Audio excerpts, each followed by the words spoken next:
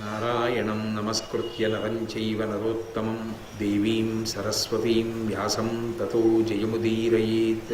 హరి ఓం. పరమేశ్వర స్వరూపైన సభకి నమస్కారం. నిన్నటి రోజున పాండవులు ఒక నిర్ణయం తీసుకున్నారు, మనమందరం ఈ వేషాల్లో వెడదామని. ధౌమ్యుడు వాళ్ళకి కావలసినటువంటి మంచి మాటలు ఏమున్నాయో వాటిని చెప్పాడు. ఆ తర్వాత అక్కడి నుంచి విరాట నగరానికి తొందరగా వెళ్ళాలి. ఎందుకు తొందరగా వెళ్ళాలి అంటే అజ్ఞాతవాసం చేద్దాము అని నిర్ణయం తీసుకున్న తర్వాత మెల్లమెల్లగా వెళ్ళారనుకోండి, ఈలోగా వాళ్ళు ఎటు వెడుతున్నారో, ఎక్కడి నుంచి వెడుతున్నారో, ఏ మార్గంలో వెడుతున్నారో, ఏ దేశం వైపు వెడుతున్నారో కనిపెట్టడానికి కౌరవులు సిద్ధంగా ఉంటారు. వాళ్ళంత అమాయకులేం కాదు. మరి ఎవరు ఏమార్చారు, ఇది మీరు పట్టుకోవలసింది. దుర్యోధనుడు విరాట పర్వంలో ఉత్తర గోగ్రహణంలో అర్జునుడు ఆ రథం మీద వస్తే 12 నెలలు అవలేదు అని లెక్క కట్టాడు. 12 నెలలు అవలేదు అన్నాడు ఆయన. అవలేదు, అర్జునుడు తొందరపడి బయటికి వచ్చాడు కాబట్టి నియమభంగం అయిపోయింది అన్నాడు. భీష్ముడు అన్నాడు కాదు, అయిపోయింది అధిక మాసాలతో అన్నాడు. నమ్మకం లేదు ఆయనకి భీష్ముడు చెప్తే. అంత దుర్యోధనుడు ఎవరిని నమ్ముతాడో తెలుసా అండి? ఎవరు చెప్తే నమ్ముతాడో తెలుసా? ఆశ్చర్యం, ధర్మరాజు చెప్తే నమ్ముతాడు. తనకి శత్రువు ధర్మరాజు, అజాత శత్రువు. ఇది మీరు గమనించాలి. ధర్మరాజు దుర్యోధనుడికి శత్రువు, దుర్యోధనుడు అజాత శత్రువు. మరి దుర్యోధనుడు ధర్మరాజుకి శత్రువు కాదా? కాడు. ఎందుకు కాడు? క్షాత్ర పద్ధతిలో ధర్మాన్ని వినియోగించి అధర్మాన్ని తొలగించే ప్రయత్నం చేస్తాడు తప్ప ధర్మరాజు ఆయనకి ఆంతరమందు శత్రుభావన ఉండదు. అది పుట్టని శత్రువులు కలవాడు. అసలు ఇప్పుడు కాదు, ఎప్పుడు ఆయనకు పుట్టరు. అది ఆయన గొప్పతనం. కాబట్టి ఇంత దుర్యోధనుడికి నమ్మకం ఏమిటంటే ధర్మరాజు గారు అబద్ధం చెప్పడు. భీష్ముడు కానీ ఒకవేళ పక్షపాతంతో ఇలా చెప్పేశాడేమో. అందుకని ఒక దూతని, ఒక గూఢచారిని పంపించాడు. ధర్మరాజుని అడిగి రండి అసలు అయిందా అజ్ఞాతవాసం అని. అయిపోయింది అజ్ఞాతవాసం అన్నాడు. నమ్మేటప్పుడు. అది విచిత్రం. అటువంటి స్థితి అండి, అటువంటి మహాపురుషుడు ధర్మరాజు గారంటే. కనుక ఇంత జాగ్రత్తగా లెక్కలు కట్టేటటువంటి దుర్యోధనుడికి తెలియదా 12 ఏళ్ళు పూర్తవుతోంది అజ్ఞాతవాసంలోకి ఎడతారని? తెలుసు. ఎక్కడున్నారో తెలియదా అరణ్యవాసంలో? తెలుసు. అరణ్యవాసంలో నుంచి అజ్ఞాతవాసంలోకి వెళ్ళాలంటే అంతర్ధానం అవుతారా పాండవులు? అవరు.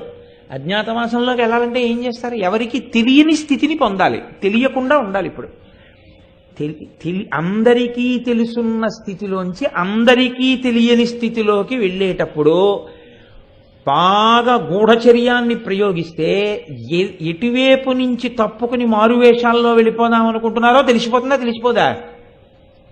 మరి ఎందుకు చేయలేపాడు దుర్యోధనుడు ఆ పని? పోని అది చేయలేదండి దుర్యోధనుడు అందా అంటే తర్వాత గూఢచారుల్ని పంపినట్టు, గూఢచారులు వచ్చినట్టు, దుర్యోధనుడు మాట్లాడినట్టు సాక్ష్యాలు ఉన్నాయి విరాట పర్వంలో. మరి అరణ్యవాసం పూర్తయి అజ్ఞాతవాసంలోకి వెళ్ళే లోపల పట్టుకోవడం చాలా తేలిక. అసలు చాలా తేలిక. ఫలానా చోటుకి వెళ్ళారన్నది దొరుకుతుంది. భరతఖండం అంతా వెళ్ళక్కర్లేదు. అనుమానాస్పద ప్రాంతాలు పట్టుకుంటే చాలు. ఇలా వెళ్ళారండి, ఇందులోకి వెళ్ళాకే కనపడలేదంటే ఆ ఊళ్ళో వెతికేస్తే చాలు. మరి ఎందుకు చేయలేదు దుర్యోధనుడు? ఆ ఉత్తర గోగ్రహణం, ఆ దక్షిణ గోగ్రహణం వాళ్ళందరూ మత్స్యదేశంలోకి వెళ్ళారని అనుమానం వచ్చిన వారం రోజుల్లో చేస్తే బయటకు వచ్చేస్తారు. ఎందుకంటే గోవులు పాడైపోతుంటే వాళ్ళు చూస్తూ ఊరుకోలేరుగా. ధర్మం కోసం బయటకు వచ్చేయాలి. మరి ఎందుకు చేయలేదు 12 నెలలు దాటే వరకు? ఉందా జవాబు? ఎక్కడైనా ఉందా విరాట పర్వంలో? అది ఉంటే మీకు నాకు పనికొస్తుంది. అది లేదనుకోండి, అది వాళ్ళ కథ ఏమో అయోమయం. అది దుర్యోధనుడి యొక్క వైఫల్యం అంతే. నేనైతే అలాగే చెప్పవలసి ఉంటుంది. ఒక రాజు యొక్క వైఫల్యం. ఆపాటి బుద్ధి లేనివాడు దుర్యోధనుడు అనుకోవాలి. ఉన్నది దుష్టచతుష్టయం అండి. వాళ్ళే అంత అమాయకులు కాదు. వాళ్ళ సమావేశాలన్నీ దీనికోసమే పెట్టుకుంటారు. ఇప్పుడు వాళ్ళకి ఇంకో పని ఏం లేదు, ఇదే పని వాళ్ళకి. అయినప్పుడు అంత అమాయకత్వంగా ఎందుకు వదిలేశాడు? దానికి ఎక్కడ మూలం ఉందో నేను మీకు చూపించే ప్రయత్నం చేస్తాను. జాగ్రత్తగా వినండి. ఇప్పుడు వడివడిగా వెడుతున్నారు. వడివడిగా వెళ్ళేటప్పుడు అందరూ వెళ్ళే మార్గంలో వెడితే దుర్యోధనుడు పసిగట్టలేకపోయాడని మనం అనుకుంటున్నాం. కానీ ఏమో ఎక్కడ ఏ చాటున మాటు వేసి ఉన్నాడో. అందుకని రహదారుల వెంట వెళ్లకుండా అరణ్య మార్గంలోంచి వెళ్ళారు. అరణ్య మార్గాలలోంచి వెళ్ళి అలా కొద్ది దూరంలో విరాట నగరం కనపడుతోంది. ఏదో ట్రైన్లో వెళ్ళిపోతుంటే చూడండి ఇంకా అవుటర్ కనపడుతుంది, అలా విరాట నగరం కనపడుతోంది. ఇప్పుడు విరాట నగరం కనపడుతోంది, విరాట నగరం లోపలికి వెళ్ళిపోవాలి. విరాట నగరంలోకి వెళ్ళిపోతే అజ్ఞాతవాసం మొదలైపోయిందని గుర్తు. అంటే ఇప్పుడు వేషాలు మారాలి. ఇప్పుడు ఈ వేషాలు మారడంలో రెండు విషయాలు ఉన్నాయి. ఒకటి, వాళ్ళు విరాట నగరంలోకి వెళ్ళడం. విరాట నగరంలోకి వెళ్ళడం ఒక్కడు కాడు, అదంతా పూర్తయిపోయిందని గుర్తు ఎప్పుడంటే 6 వెళ్ళిపోవాలి. ఒకరు వెళ్ళి, ఇద్దరు వెళ్ళి, ముగ్గురు వెళ్ళి 4, 5 వెళ్ళలేక 6 వెళ్ళింది అనుకోండి, మళ్ళీ ఇబ్బందే. వెళ్ళడం వాళ్ళ చేతిలో ఉంది ఏమిటండి, విరాట్రాజు చేతిలో కూడా ఉంది. నాకు అక్కర్లేదా ఇప్పుడంటే, నేను ఆవుల్ని పోషిస్తానండి అన్నాడండి ఒక ఆయన వెళ్ళి. నాకేం అక్కర్లేదు, నాకు పోషించేవాడు ఉన్నాడు, ఇప్పుడు నాకు ఎవరు అక్కర్లేదు ఆయన అన్నాడు అనుకోండి. ఏం చేయాలి అప్పుడు? 4 వెళ్ళిపోయారు, 5 ఆయన వెళ్ళలేదు. ఇప్పుడు మళ్ళీ సమస్య వచ్చిందా లేదా? 5 ఆయన కూడా చేయాలి అజ్ఞాతవాసం. 4 చేశాం కదండి, మెజారిటీలు పనికిరావు అక్కడ. 5 చేయాలి, ద్రౌపది చేయాలి. 5 దొరికి ద్రౌపదికి దొరకలేదు, ఏమవుతుంది?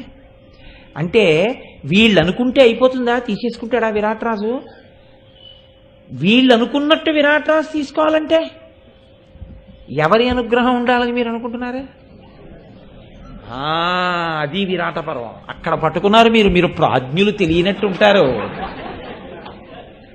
అనుకున్నది ఒకటి, జరిగినది ఒకటి అంటుంటారు. అనుకున్నదొకటి, జరిగినదొకటి, మధ్యలో ఈశ్వరుడు ఉంటే అనుకున్నదొకటి, అయింది అదే కూడా ఈశ్వరుడు ఉన్నాడు కదా.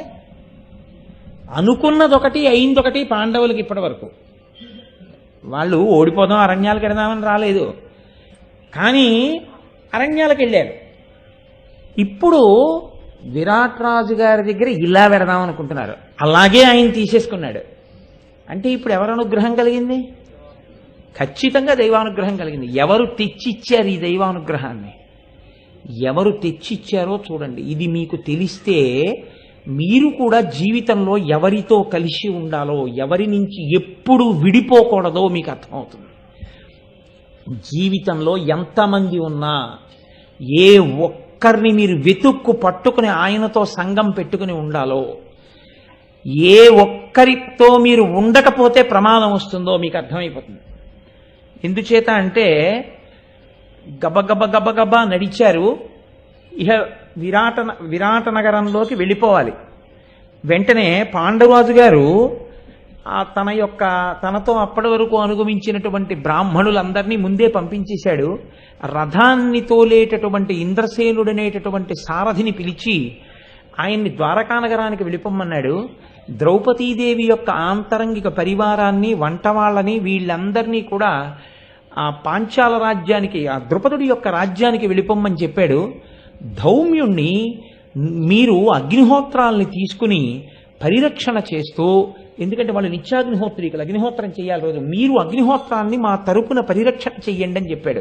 శ్రద్ధ అన్న మాటకు అర్థం చూడండి. అందుకే పూర్వం ఇంటికి తాళం వేసి వెడితే తాళం తీసి దీపం పెట్టమని ఒకరికి చెప్పేవారు. ఇంట్లో ఓ తల్లో తండ్రో ఉండిపోతే, ఏమంటే కొంచెం మా అమ్మగారిని చూస్తూ ఉండండి అని చెప్పినట్టే ఈశ్వరుడు ఇంట్లో ఉన్నాడని వాళ్ళకి నమ్మకం. ఇంట్లో ఉన్నాడు కాబట్టి నా స్వామికి దీపం లేకుండా ఎలా, నేను వారం రోజులు వెళ్ళిపోయి ఆయనకి దీపం లేకుండా, ఆయనకి నైవేద్యం లేకుండా ఎలా? అందుకని ఓ అరడజన బెల్లం ముక్కలు ఓ డబ్బాలో పడేసి, అయ్యా కొంచెం పొద్దున్న తలుపు తాళం తీసి మా పూజగది ఒక్కటి కాస్త శుభ్రం చేసి ఒక్క దీపం పెట్టి బెల్లంగడ్డ నైవేద్యం పెట్టండి అయ్యా అని అడిగేవారు. అది చాలా సంతోషంగా ఒప్పుకునేవారు. అలా చేసి పెడతామనేవారు. 6 రోజులో 7 రోజులో ఈయన యాత్రకు వెళ్ళినా ఆయన ఇంట్లో మాత్రం దీపం వెలిగేది, బెల్లంగడ్డ నైవేద్యం జరిగేది కనీసంలో కనీసం. ఎప్పుడది? వాడు ఉన్నాడంటేను, వాడు ఉన్నాడు, మరి మేము వెళ్ళిపోతే ఆయన దగ్గర దీపం, ఆయనకి ఎవరండి భోజనం అన్న భావన ఉంటే, అది లేనినాడు గొడవ ఎక్కడుందండి? నేను ఎక్కడ నుంచి ఈ మాట వస్తుందంటే, నేను ఒకనకొకప్పుడు ఒక స్నేహితుడితో కలిస్తే ఆయన సంక్రాంతి పండగకి బట్టలకు బయలుదేరాడు. సంక్రాంతి పండగకి బట్టలు తెచ్చుకోవడానికి బయలుదేరుతూ మొట్టమొదటే ఓ చీర, ఓ పంచా కొన్నాడు. అంటే మీ ఇంట్లో పంచి కట్టుకునే వాళ్ళు ఎవరు ఉన్నారండి అన్నాను నేను. అంటే అయ్యో మా ఇంట్లో పూజామందిరంలో నా స్వామి ఉన్నాడు కదండి, ఆయనకి పండక్కి బట్టలు కొనొద్దా, అందుకని మా సింహాసనంలో అమ్మకి అయ్యకి ముందు చీర పంచా కొన్నానన్నాడు. నేను నిజంగా సిగ్గుతో తలంచుకున్నా. ఇన్ని ఉపన్యాసాలు చెప్పా, నాకు ఈ భావన ఇప్పుడు రాలేదురా. పండక్కి బట్టల లిస్ట్ రాసుకుని బజార్లోకి వెళ్తే ముందు బట్టలు ఆయన ఎవరికి కొన్నాడంటే ఈశ్వరుడికి కొన్నాడు. నేను ఇది ఉపన్యాసాల్లో చెప్తే విచిత్రం ఏంటంటే మా అమ్మాయి పెళ్లికి మా ఇంట్లో కృష్ణ పరమాత్మకి పంచెలు మా ఆవిడ ముందు అవి ఉంది పెళ్లికి. సరే, అది వేరే విషయం అనుకోండి, అది షార్ట్కట్స్ అయిపోతుంది. కాబట్టి ఈశ్వరుడు ఒకడు ఉన్నాడన్న పూనికి నీకు ఉండాలి కదా. కాబట్టి ఇప్పుడు ధౌమ్యుణ్ణి అగ్నిహోత్రములను పరిరక్షించమని చెప్పారు. ఆయన అన్నాడు, మీరు ఈ అజ్ఞాతవాసాన్ని ప్రారంభం చెయ్యబోతున్నారు కాబట్టి మీకు సమస్త శుభములు కలగాలని, మీ కామ్యమీడేరాలని బాగా గుర్తుపెట్టుకోండి. మీ కామ్యం అంటే మీ కోరిక. ఏడాది పాటు మీ అజ్ఞాతవాసం భంగపాటు లేకుండా చక్కగా పూర్తయిపోవాలని నేను దేవతలందరినీ కూడా ఆహ్వానం చేసి ప్రార్థన చేస్తున్నానని అగ్నిహోత్రాన్ని వ్రేల్చాడు. వ్రేల్చి దేవతలను ఆహ్వానం చేసి హవిస్సులిచ్చి ప్రార్థన చేశాడు. ఆయన చేసిన నమస్కారానికి దేవతల అనుగ్రహం ఎవరికి కలిగింది? పాండవులకి కలిగింది. ఇది అంగారపర్ణుడు ఆనాడు చెప్పింది. నీకొక పురోహితుడు లేడయా, ఎంతవాడివైతే ఆవిడకు కావాలి, పురోహితుడు లేని నాడు నీ బతుకు అలాగే ఉంటుంది. ఒక పురోహితుడిని నియమించుకో, నీ క్షేమం చూసేవాడు ఉంటాడన్నాడు. కాబట్టి ఇప్పుడు ఆయన ఏం చేశాడు? మహానుభావుడు ఆయన అగ్నిహోత్రాన్ని వ్రేల్చి కామ్యకమైనటువంటి మంత్రములతో వీళ్ళకి దేవతల యొక్క అనుగ్రహం కలగాలి అని ప్రార్థన చేశాడు. ధౌమ్యుడికి నమస్కరించారు. మేము తిరిగి క్షేమంగా రావాలని మీరు కోరుకోండి అని చెప్పారు. అక్కడి నుంచి బయలుదేరారు. చాలా వేగంగా నడిచి వెడుతూ అదిగో విరాట నగరం అన్నంత దూరం చేరేసరికి మిగిలిన వాళ్ళు పాండవులంటే వీరులు కనుక నడిచి వెళ్ళారు. ఆ వెళ్ళినటువంటి నడక వేగం ఎంత గొప్పదో, వాళ్ళు ఎంత తొందరగా నడిచారో, ఎంత కష్టంతో నడిచారో మీకు అర్థమవుతుంది. ఎందుకంటే మీరు ఏమిటంటే పెళ్లివారి నడక అంటారు. మీరు సంతోషంగా ఏదో నడవడం వేరు. మీరు మనసులో బెంగతో, భయంతో, ఆందోళనతో ఎవడు చూస్తున్నాడో చూస్తే మళ్ళీ 12 ఏళ్ళ అరణ్యవాసం, 1 సంవత్సరం అజ్ఞాతవాసం, ఇంత కష్టపడి తపస్సులు చేసినటువంటి పాశుపతాస్త్రం, ఇంత కష్టపడి సంపాదించుకున్న దేవతానుగ్రహం, ఎన్నాళ్ళు ఈ బానిసత్వం, ఇంతంత శక్తి ఉండి ఎన్నాళ్ళు మనకి ఈ అరణ్యాలు పట్టుకు తిరగడం, ఎప్పటికి మనకి విడుదల, ఎప్పుడు మనం మళ్ళీ మన రాజ్యం సంపాదించుకోగలం, ఎప్పటికి దుర్యోధనాదుల్ని తొలగించి ధర్మాన్ని రక్షించగలుగుతాం, ఈ ఆతృత ఉన్నవాడికి అగ్ని పరీక్ష. ఎవరు చూసేస్తారో ఆందోళనతో కూడినటువంటి పని ఏదైనా సరే మనిషిని తొందరగా డస్సిపోయేటట్టు చేస్తుంది. ఆందోళన లేకుండా సంతోషంగా చేసేటటువంటి పని ఎంత కష్టంతో కూడుకున్నదైనా సరే ఆనందంగా ఉంటుంది. పెళ్లికి ముందు రోజు, పెళ్లినాడు, తర్వాత రోజు కూడా కన్యాదాత కంటి మీద రెప్ప వేయకుండా తెలివేసి ఉన్నా కూడా సంతోషంగానే ఉంటాడు. ఎందుకనంటే కూతురు పెళ్లి ముందు రోజు రాత్రంతా బంధువులు వచ్చిన వాళ్ళు, వాళ్ళందరినీ కౌగిలించుకోవడం, అందరితో కబుర్లు, మగ పెళ్లి వాళ్ళు, వాళ్ళ వైభవం, వాళ్ళు ఎంత మంచి వాళ్ళు, ఏమిటి అసలు ఈ సంబంధం ఎలా కలిసింది, ఇవన్నీ చెప్పిందే చెప్పి వాళ్ళని తీసుకెళ్లి పెళ్లి కొడుకుని చూపించి, వియ్యాలారిని చూపించి, పరిచయాలు చేస్తూ ఏ తెల్లవారగట్ట 2 ఇలా పడుకుని మళ్ళీ లేచి సంధ్యావందనం చేసుకుని మర్నాడు రాత్రి పెళ్లి 11:08 మళ్ళీ ఆ రోజు రాత్రంతా నిద్ర లేకుండా, ఆ మర్నాడు రాత్రి మళ్ళీ ఇంట్లో ఏవో ఉత్సవాలు, హడావిడి, దాంతో ఇంత చేసినా ఎంతో సంతోషంగా ఉంటాడు. ఎందుకని అంటే మనసులో సంతోషం. నేను ఒక మంచి పని చేస్తున్నాను, ఒక శుభం చేస్తున్నానన్న ఆనందం అలసటని తెలియనివ్వదు. అదే చాలా మనస్సు ఉద్వేగాన్ని పొందుతూ, మనసు ఆందోళనతో, భయంతో ఒక పని చేస్తున్నాడు అనుకోండి, ఆ పని చేసేటప్పటిది ఎంత తక్కువ దూరం అవనివ్వండి, ఎంత చిన్న పని అవనివ్వండి, ఎంతో క్లేశపడిపోతాడు మనిషి, డస్సిపోతాడు. ఎంత డస్సిపోయారో ఈ అజ్ఞాతవాస ప్రారంభమే పాండవుల మనస్సుల్ని ఎంత ప్రభావితం చేసిందో తిక్కన గారు ఒక అద్భుతమైన విషయంతో చూపించారు. ద్రౌపది ముందు మాట్లాడింది. ఎందుకో తెలుసా అండి? తమ్ముళ్ళు మాట్లాడలేరు. ఎంత కాదన్నా ధర్మరాజు గారి తమ్ముళ్ళు, అన్నయ్య చాలా అలసటగా ఉందన్నయ్య, కాళ్ళు నొప్పెడుతున్నాయి అన్నయ్య అంటే, ఇంకేం అజ్ఞాతవాసం అంటే నిన్ను నేను ఎత్తుకోనా అని అడిగితే అన్నగారు అందుని వాళ్ళు అనలేరు. ద్రౌపది అంది. అంటే అప్పటి వరకు ఆ 5 ఆవిడ స్థితిని గమనించలేదు. అరే ఆడది అంతఃపుర కాంత మహాతల్లి, అయ్యో నిజ, ఇంత దూరం ఇంత వేగంగా పరిగెత్తిస్తున్నాం ఆవిడ్ని, ఆవిడ ఎంత డస్సిపోయిందో అన్నవాడు లేడు. అప్పుడు ఆవిడ చెప్పుకుంది, నా అరికాళ్ళన్నీ బొబ్బలెక్కిపోయాయి, నెత్తురు నా గోళ్లల్లోంచి చిమ్మి పైకి బిందువుల కింద వదిలిపెట్టేస్తోంది, నాకు చెమట పట్టేసింది, ఒళ్ళంతా తడిసిపోయింది, నా మనసు పూర్తిగా బడలికని పొందింది, నేను ఇక అడుగు తీసి అడుగు వెయ్యలేని స్థితిలో ఉన్నాను. ఇదిగో విరాట్ నగరం, ఇదిగో విరాట్ నగరం అంటూ తీసుకొచ్చారు, ఇప్పటికి విరాట్ నగరం కనపట్టలేదు, ఇక నేను అడుగు వెయ్యలేనని కూలబడిపోయాను. అంటే ఈవిడ కూలబడమే తరువై మిగిలిన వాళ్ళందరూ కూలబడిపోయారు. ఇది అనుభవించిన వాడికి తెలుస్తుందండి. అంటే నువ్వు అజ్ఞాతవాసం చేశావా అని నన్ను అడక్కండి. కానీ ఒకనకొకప్పుడు నేను అన్నవరం పాదయాత్ర చేశాను, ఒక ప్రత్యేకమైన సందర్భంలో. చేసినప్పుడు కత్తిపూడి వరకు బాగానే నడిచేశాను. కత్తిపూడికి అన్నవరంకి మధ్య దాకా వెళ్ళాను. దూరంగా చీకటి పడుతోంది, లైట్లు వెలుగుతున్నాయి, కొండ మీద సత్యనారాయణ స్వామి వారి దేవాలయం కనపడుతోంది. అడుగు తీసి అడుగు వేసే ఓపిక లేదు. ఆఖరికి ఒక పెద్ద లారీ ఇలా వస్తోంది అనుకోండి, ఒళ్ళు తూలుతోంది, అందుకని దాని కింద పడతామేమో అని చెప్పి ఆగి పక్కన నిలబడ్డానికి బదులు ఆ లారీ వెళ్ళే వరకు కూర్చుందాం. నిలబడ్డాం ఎందుకు? కూర్చుంటే ఇంకొక నిమిషం ఆగి లేద్దాం. సరే, ఇలా కూర్చుని లేస్తూ పెడితే ఈలోగా దేవాలయం కట్టేస్తే ఆందోళన. ఎంత ఆందోళనతో అడుగు వేస్తే అంత బడలిక ద్విగుణీకృతం అయిపోవడం. పాండవులు ఆనాడు నేనేముందండి దేవాలయ దర్శనానికే, కానీ పాండవుల కష్టం. ద్రౌపది చెప్పి కూలబడింది, ఆవిడ కూలబడగానే ఎలాగో ఒక ఆవిడ నడవట్లేదని అందరూ కూలబడ్డారు. అందరూ కూలబడ్డ తర్వాత నేను అదే అన్నది, ధర్మరాజు గారు చాలా గొప్పగా మాట్లాడతాడు, ఆయనకి ఆయనే సాటి అన్నాను. అందుకే నోరు విప్పి చెప్పని తమ్ముళ్ళ కష్టాన్ని లెక్క కట్టుకున్నాడు మనసులో. ఆయన అన్నాడు, నిజమే, ఈమె కడు ముద్దరాలు, ఏం నడవగలదు పాపం, మన కోసం నడిచింది నిజమే, ఆ గోళ్లల్లోంచి నిత్తురు ఎలా కారుతోందో, అరికాళ్ళు ఎంతంత బొబ్బలెక్కిపోయాయో, ఏమి నడుస్తుంది, నడవలేదు. కానీ ఇంకా దగ్గరకు వచ్చేసాం, పోనీ ఒక 2 రోజులు సరదాగా ఇక్కడ కూర్చుందామంటే కూర్చునే పరిస్థితి కాదు, కాబట్టి సహదేవ ఈమెను ఎత్తుకుని తీసుకురా అన్నాడు. అంటే అన్నగారు చెప్పిందే తడవు చేస్తారు ఆ తమ్ముళ్ళు. లేవలేదు, ఎత్తుకోలేదు అని చూస్తున్నాడు. అంటే ఏమి దాని అర్థం? అంత ఓపిక నాకుంటే నేనే నడుద్దును అన్నట్టుంది. ఆయనకి అర్థమైంది, ఏమనలేదు. అంటే మీరు బాగా గమనించండి, నేను ఎందుకు చెప్తున్నానంటే వాళ్ళు ఎంత బడలిపోయి ఉన్నారో ప్రారంభమే. మీరు ఒకటి గమనించండి, మీరు ఎక్కడికో వెళ్ళడం వేరండి, వెళ్ళిన తర్వాత మిమ్మల్ని ఆదరించే వాళ్ళు ఉండడం ఒక ఎత్తు. మీరు ఎక్కడికో వెళ్ళి ఒక్కొక్కసారి ఎక్కడికో వెడతాం, 48 గంటలు దూరం ఉపన్యాసాలకు వెడితే మధ్యాహ్నం 2 గంటలకి దిగుతాం. దిగిన తర్వాత ఏదో వెళ్ళి కొంచెం భోజనం ఏదో చేయొచ్చులే, చేసి 1 గంట విశ్రాంతి తీసుకుని స్నానం చేసి సంధ్యావందనం చేసుకుని వేదిక దగ్గరికి వెళ్ళొచ్చు అనుకుంటాం. తీరా దిగేటప్పటికి 1-2-3 గంటలు లేట్ అయింది అనుకోండి, 5:30కో 6కో దిగామనుకోండి, అంటే 6:30కు ఉపన్యాసం, అందరూ వచ్చేసారు, మీరు వచ్చి సంధ్యావందనం చేసుకుంటారు కానీ కొంచెం వచ్చేయండి గబగబాను.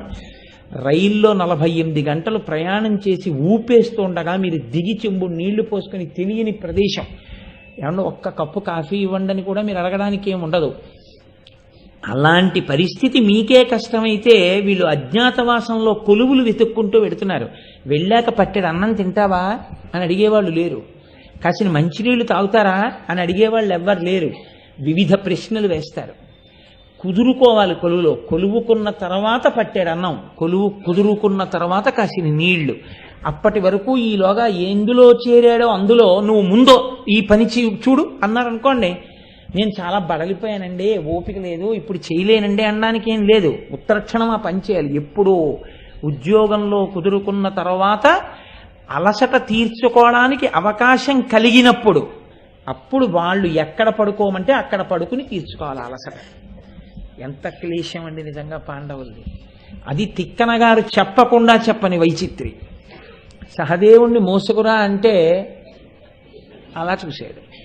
ఆయన అర్థం చేసుకున్నాడు, ఇదే మీతో వచ్చిన గొడవ, అన్నిటికీ అలిసిపోతాను అనలేదు.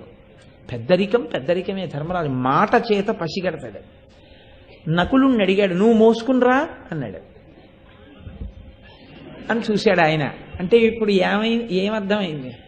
అంతటి పంచపాండవులలో ఇద్దరు ద్రౌపదిని మోసుకుని వెళ్ళగలిగిన స్థితిలో కూడా లేరు. ఆయన ఇప్పుడు అన్నాడు, అర్జున నువ్వు మోసుకునిరా అన్నాడు. ఉత్తర క్షణం ప్రియమార ఎత్తుకున్నట్టు ఆయన ఎవడు ఎత్తుకోపోతే చస్తామా అని ఎత్తుకోలేదు. ప్రియమార అంటే నకుల సహదేవులు ఏ బడలికని పొందారో అది అర్జునుడు పొందలేదు. ఇదే ఎన్ని గంటలు యుద్ధం చేయనివ్వండి, ఇంకా ఎన్ని లక్షల సైన్యం చుట్టుముట్టనివ్వండి, ఆయన భుజములు పొంగుతుంటాయిట. అసలు బడలిక అన్నది ఉండదు, దాహం అన్నది ఉండదు. నిత్యోత్సాహి, ఆయన శక్తి అటువంటిది. ఇంత శక్తివంతుడు కనుకనే ఒక్కడే ఉత్తర కుమారుణ్ణి సారథిగా పెట్టుకుని ఆ గోగ్రహణాన్నంతటిని నిగ్రహించగలిగాడు. ఆయన గొప్పతనంగా వర్ణించడం కాదు, తేడా చెప్పడంలో తిక్కన గారు తీసుకున్న సందర్భాన్ని చూడండి. అర్జునుడు అవలీలగా ప్రేమగా ప్రియమార ఎత్తుకున్నట్టు ఎత్తుకుని, అంటే అప్పుడే ఏదో భార్యను ఎత్తుకుని తీసుకెళ్లడం అనేటటువంటి ముచ్చటతో తనంత తాను ఎవడో భార్యను ఎత్తుకున్నాడు అనుకోండి, ఎంత సరదాగా ఎత్తుకుంటాడో అంత సరదాగా ఎత్తుకున్నాడు. ఎత్తుకుని గబగబా తీసుకుని వెళ్ళిపోయాడు. వెళ్ళిపోయి వాళ్ళందరూ కలిసి ఎక్కడ ఆగారో తెలుసా అండి? శ్మశాన వాటిక ఎందు ఆగారు. ఎందుకని? మాట్లాడుకోవాలి. ఇది ప్రారంభం అంటే, ఇది కష్టం అంటే. ఇంత గొప్ప పాండవులు 5గురు భార్యతో కలిసి, ఇదే ఆఖరిసారి వాళ్ళ 5గురు కలిసి పాండవులుగా ఒకళ్ళతో ఒకళ్ళు అరమరిక లేకుండా, సంకేతాలు లేకుండా, ధర్మరాజు గారుగా భీముడితో ఒరే భీమా, ఒరే నకుల అని మాట్లాడాలంటే ఏడాది వరకు కుదరదు. ఇదే ఆఖరిసారి మాట్లాడుకోవడం. ఈ ఆఖరిసారి మాట్లాడుకోవడానికి వాళ్ళకి దొరికిన నెలవు ఏమిటో తెలుసా అండి? ఎక్కడో కూర్చుని మాట్లాడుకోవడానికి కుదరదు. కాన్ఫరెన్స్ హాల్ బుక్ చేస్తానంటే కుదరదు, అజ్ఞాతవాసానికి వెళ్ళాలి. కాబట్టి ఎవ్వరూ తమని చూడడానికి వీలు లేని చోటుకి వెళ్ళాలి. ఎవడైనా తోచలేదనుకోండి, అలా సినిమాకి పోదామండి అంటాడు, లేకపోతే అలా షికారుకి పోదామని. ఇంకా ఏమీ తోచలేదనుకోండి, భానుగుడి నుంచి జగన్నాయకపూర్ నుంచి భానుగుడో, ఇటు నుంచి ఎదురో అటు నుంచి పదురో తిరుగుతాడు. అంతేగాని ఏం తోచట్లేదు అలా శ్మశానానికి పోయిద్దాం ఏంటండి అని ఎవరన్నా అంటాడు ఏంటి? ఎవడెళ్ళవు, అక్కడికి ఎవడెళ్తాడు? ఎవడెళ్ళవు. కాబట్టి వీళ్ళు ఎవ్వడూ రావడానికి అవకాశం చోట వీళ్ళు మాట్లాడుకోవాలి. ఇప్పుడు అంటే వాళ్ళ నిర్భయత్వం, వాళ్ళు ఎలా అక్కడ నిలబడి మాట్లాడుకోగలరో, వాళ్ళ మనసులు ఎంత మంచి జవంతో కూడుకుని ఉన్నాయో మీరు గమనించండి. ఇప్పుడు అక్కడ నిలబడితే అర్జునుడు ధర్మరాజు గారికి చెప్తున్నాడు, అన్నయ్య ఈ చెట్టు వంక చూడన్నాడు. పెద్దలు ఏం చెప్తారంటే, ఆంధ్ర సాహిత్యం మొత్తం మీద ఒక చెట్టుని ఇలాంటి పద్యంతో చెప్పినటువంటి కవి లేడు అంటారు. చాలామంది పెద్దలు అంటారు. ఎంతమంది పెద్దలు అంటారో జమ్మి చెట్టు మీద రాసినటువంటి పద్యం గురించి. ధర్మరాజు ఏదైనా ఒప్పుకునేటట్టుగా చెప్పడం చాలా కష్టం. నేను మీతో తరచు చెప్తున్నాను, ధర్మరాజు గారు మాట్లాడినా అలాగే ఉంటుంది, ధర్మరాజు గారితో మాట్లాడడం కూడా చాలా కష్టం. ద్రౌపది విషయంలోనూ అంతేది. ఆయన అన్నాడు, ఎగసిన కొనలేచి నింగినంతంతకు అవలద్రోచుచుదనరారుదాని చాగిన శాఖలాశాచక్రముల కొలందలు బారబెట్టంగ బొలుచుదాని కవటలుండుంటితో గదియుచు ఎడమలు మృంగి ప్రబ్బగ సొంపు మిగులుదాని లోని జొంపము పవలును పెను చీకటి నొదవించి పొదలంగ నొప్పుదాని కనియ పవమాన వివిధవర్తన కళానువర్తి కాక ఘాకారవ స్ఫూర్తి జాత భీతి పరిసరవర్తి ఆభీల భుజగ చండమూర్తి శమీతరు చక్రవర్తి. ఒక చక్రవర్తితో పోల్చాడు ఆ చెట్టుని అర్జునుడు. ఆ చెట్టు ఎంత భయంకరంగా ఉంది అన్నదాన్ని దాని వర్ణన చేత తెలుస్తుంది. అసలు ఉన్నది శ్మశానంలో. శ్మశానంలో ఉన్నటువంటి చెట్టు చిన్నదైతే ధైర్యంగా దాని కింద కడతారు. చాలా పెద్ద చెట్టు అనుకోండి, దాని కిందకి వెళ్ళడానికి తెలుస్తారు. అందున చాలా పెద్ద చెట్టు అయ్యుండి అసలు మీరు దాని చుట్టూ ఉన్నటువంటి వాతావరణం ఇంకొకలా ఉందనుకోండి, శ్మశానానికి వెళ్ళిన వాడు కూడా దాని కిందకి వెళ్ళడం, ఆ చెట్టు కిందకి వెళ్ళడం. అది ఎలా ఉందో చెప్తున్నారు. ఎగసిన కొనలేచి నింగినంతంతకు అవలద్రోచుచు తనరారుదా అని. ఆ చెట్టు ఎంత ఎత్తు పెరిగిందంటేట అది ఆకాశాన్ని పైకి తోసేస్తోందా అన్నట్టుగా ఉంది. అంటే అంత ఎత్తుకి పెరిగిపోయినటువంటి చెట్టు. చాగిన శాఖలు లాశాచక్రమున కొలందలు బారబెట్టంగ బొలుచుదాని. ఇక చుట్టుకొలతో 10 దిక్కుల్ని కూడా తగులుతూ పక్కలకి నెట్టేస్తున్నాయా అన్నంత పెద్ద పెద్ద కొమ్మలతో ఉంది. కమటలుండింటితో గదిగిచు ఎడమలు మృంగి ప్రబ్బగ సొంపు మిగులుదాని. కొమ్మలో పోనీ ఏదో చూడ్డానికి అందంగా అలా విశాలంగా ఈ కొమ్మ పక్కన కొమ్మ అలా ఏం లేవు. ఆ కమటలుండుంటితో గదిగిచు ఒక కొమ్మతో ఒరుసుకుంటూ కొమ్మకి మధ్య ఎడం లేకుండా ఈ కొమ్మలోంచి వచ్చినటువంటి ఆ శాఖలు, ఆ చిన్న రెమ్మలు ఈ కొమ్మకున్న రెమ్మలతో కలిసిపోయి ఏ కొమ్మ రెమ్మల్లోకి వెళ్ళాయో తెలియకుండా చీకటిగా అసలు సూర్యకిరణాలు తమలోంచి కిందకి పడడానికి వీలు లేని రీతిలో అల్లేసేయట. లోని జొంపము పవలును పెనుచీకటి నొదవించి పొదలంగ నొప్పుదాని. అది మిట్ట మధ్యాహ్నం పట్ట పగలనుకోండి, చెట్టు కిందకి వెడితే మాత్రం కటిక చీకట్లా అనిపిస్తుంది. ఎందుకో తెలుసా? శ్మశానం పగటిపూటే భయహేతు. పగటిపూటే శ్మశానంలోకి వెడితే భయం వేస్తుంది. చీకటి పడుతుండగా అసలు శ్మశానంలోకి వెళ్ళడానికి ఎవరు సాహసం చేయరు. అసలు రాత్రి అవధానమే లేదు. అది పగటిపూటైనా చీకటిగా ఉంది శ్మశానంలో అన్న భావన మనసుకి కలిగేటట్టుగా ఉందనుకోండి, వెంటనే తుళ్ళుపాటు కలుగుతుంది. తుళ్ళుపాటు అంటే మనసు ఉద్వేగాన్ని చెంది భయపడి అదురొస్తుంది. ఆ అదురుకి అది సరి అయిన భూమి కాదు. కాబట్టి అలా ఉండే చోటుకి వెళ్ళరు. అసలు లోకమంతా ఒక ఎత్తు, అదొక్కటి ఒక ఎత్తు. చాలా గమ్మత్తుగా ఉంటుంది. ఆ శ్మశాన ప్రదేశమే విచిత్రం, దాని అసాధ్యం కోలా. నేను మా అమ్మగారి శరీరం వదిలిపెట్టినప్పుడు వెళ్ళి పూజ చేయడానికి ఇలా కూర్చుంటే ఇంతంత నోళ్లు తెరిచినటువంటి పురుగులు నా తొడల కిందకి చేరి నోళ్లు తెరిచి ఇలా ముట్టుకుంటున్నాయి. ఏమిటి ఇన్ని పురుగులని ఇలా ఎత్తి చూసి అడిగిపోయాను నేను. వెళ్ళిపోతే ఆ పూజ చేయిస్తున్నాయని అన్నాడు, మేము అస్తమానం వస్తుంటాం కదండి, ఏం భయపడక్కర్లేదు, అవి ప్రాణం ఉంటే తెలుసుకుంటాయి, ప్రాణం లేకపోతే తెలుసుకుంటాయి. ప్రాణం పోతే మాత్రం అరగంటలో ముక్కల కింద కొరికేస్తాయి. అవి ముట్టుకుని చూస్తాయి. ప్రాణం ఉంటే వాటికి తెలుస్తుంది, అవేం చెయ్యి కొరకవు. అవే కొరికితే ఇంతంత ముక్కలు కొరికేస్తాయండి అన్నాడు. నేను తెల్లబోయాను, దానికి ఎలా తెలుసురా ప్రాణం ఉన్న వస్తువు అని. అదే ఒక శవాన్ని తీసుకొచ్చి కూర్చోబెట్టి పూజ చేసే లోపల కొరకడం మొదలెట్టేస్తాయి. అసలు ఆ శ్మశానమే చాలా విచిత్ర భూమి. కాబట్టి చీకటిలో శ్మశానం మరింత భయంకరం. అటువంటి చీకటి పగటిపూట శ్మశానానికి వెళ్ళిన వాడికి ఆ చెట్టు కింద కడితే చీకట్లా కనిపిస్తుంది. ఎందుకంటే అది మిట్ట మధ్యాహ్నం అయినా సూర్యకిరణాలు ఆ చెట్టు కిందకు పడవు. అంటే ఇప్పుడు మీరు బాగా అర్థం చేసుకోవాలి, ధర్మరాజును ఒప్పించడానికి అర్జునుడు ఆ చెట్టు గొప్పతనాన్ని చెప్తున్నాడు ఇప్పుడు. ఎందుకని? అసలు అన్నయ్య శ్మశానానికి రారెవరు, ఒకవేళ వచ్చినా పగటిపూట వస్తారు. పగటిపూట వచ్చిన చీకటిలా ఉండే ప్రదేశంలోకి ఎవరు వెళ్ళరు. అందుకని చెట్టు కిందకి వచ్చే సాహసం అసలు లోకంలో ఎవడు చేయడు. కనియ పవమాన వివిధ వర్తన కళానువర్తి కాక ఘాకారవ స్ఫూర్తి జాత భీతి పరిసరవర్తి ఆభీల భుజగ చండమూర్తి. ఒక పెద్ద పాము కింద చుట్టుకుని పైకి పడగ ఎత్తి ఇలా ఆడుతోందనుకోండి, దాని చక్క ఆ కింద నీళ్ళలో ఒక్కసారి తల పెడతానండి అని ఎవడైనా అంటాడా? ఆ శమీతరు చక్రవర్తి ఆ జమ్మి చెట్టు కొమ్మలు ఇలా కదులుతుంటే పెద్ద పాము ఆడుతున్నట్టుగా ఉందిట. ఇప్పుడు దాని కిందకి ఎవరు వస్తారండి? ఇంకా పైకా అది కాక ఘాకారవ స్ఫూర్తి జాత భీతి పరిసరవర్తి. దాని కిందకి కాదు, ఆ చుట్టుపక్కల ఎవడున్నా సరే చెట్టును చూసి భయపడతాట. బాబా అదేంటంటే ఆ చెట్టు అలా ఉందా, చెట్టు కింద అలా ఉంది, అటు వద్దులేంటంటే. అటువంటి చెట్టు యొక్క నీడ ఉన్నది చాలక దానికి ఉన్న ఇంకొక లక్షణం ఏంటి? కాక ఘాకారవ స్ఫూర్తి.